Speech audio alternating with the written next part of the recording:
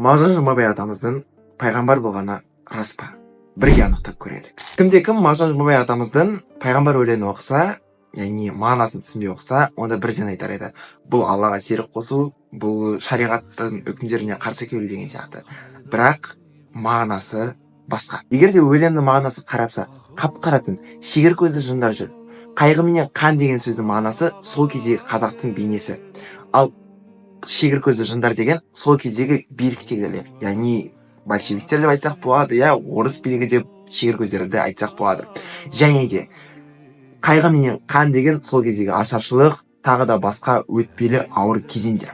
Енді бұл жерде пайғамбардың негізгі екі миссиясы бар, әртүрлі миссиясы бар, бірақ негізгі екі миссиясы бар. Біріншіден Алланың айтқан уахиларын жеткіздіру халыққа, екіншіден қараны аққа бояу, мұздаған халықтың жүрегін жылыту, олардың көзін ашу. Мағжан жұмабай атамыз ешқандай бұл жерде шариғатқа қарсы шығып тұрған жоқ, яғни бүкіл алаш арыстары олар ауыл медресесінен, ауыл молдасынан білім алған.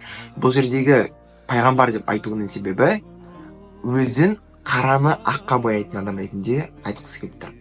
Күн шығыстан таң келеді дейді, яғни сол кездегі әрбір білім шығыс жақтан келетін. Сол шығыс жақтан келетін білімді өз жеріме алып келіп, өз жеріме салам, халықтың мұз болып қатқан жүрегін жылытам деген мағынада айтыпты.